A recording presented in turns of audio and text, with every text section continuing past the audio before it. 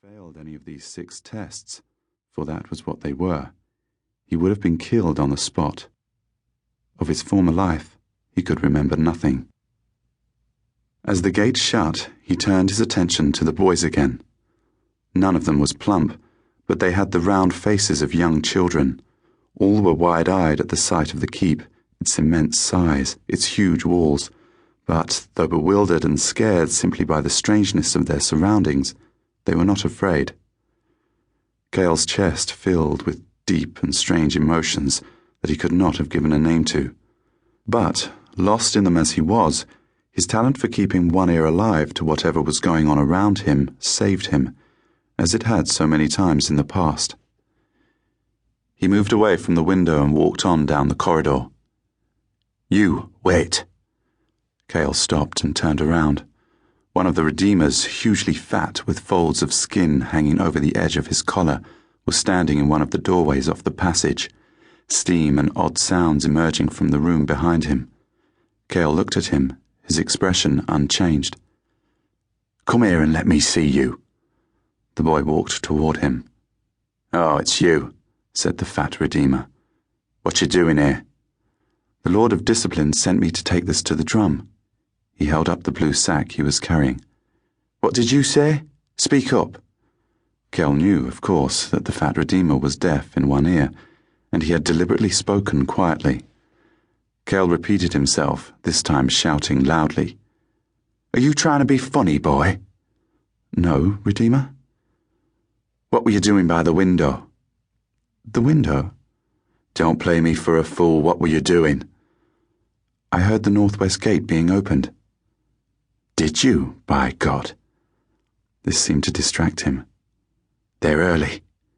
He grunted with annoyance and then turned and looked back into the kitchen, for that was who the fat man was, the Lord of Victuals, overseer of the kitchen from which the Redeemers were well fed and the boys hardly at all.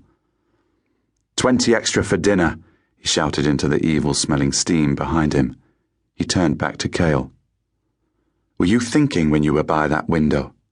"No, Redeemer." "Were you daydreaming?" "No, Redeemer."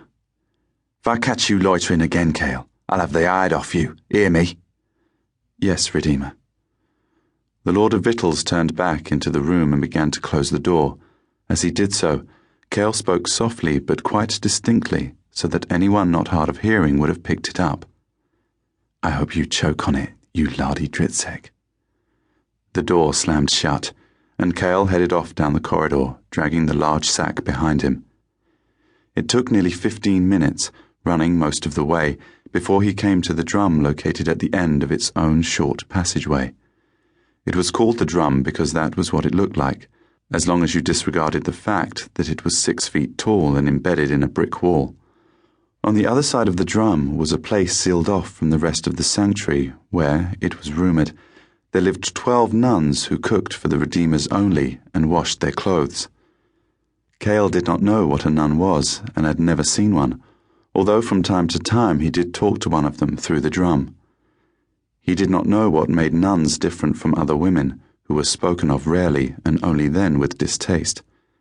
There were 2 exceptions: the hanged Redeemer's holy sister and the blessed Imelda Lambertini, who at the age of 11 had died of ecstasy during her first communion. The Redeemers had not explained what ecstasy was, and no one was foolish enough to ask. Cale gave the drum a spin, and then it turned on its axis, revealing a large opening. He dumped the blue sack inside and gave it another spin. Then he banged on the side, causing it to emit a loud boom. He waited for 30 seconds, and then a muffled voice spoke from the other side of the drum wall. "What is it?" Cale put his head next to the drum so he could be heard, his lips almost touching the surface. "Redeemer Bosco wants this back by tomorrow morning," he shouted. "Why didn't it come with all the others?" "How the hell would I know?" There was a high-pitched cry of muffled rage from the other side of the drum. "What's your name, you impious pup?" "Dominic Savio," lied Cale. "Well, Dominic Savio, I'll report you to the Lord of Discipline and I'll have the hide off you." "I could care less." 20 minutes later, Cale arrived back at the Lord Militant's Training Bureau.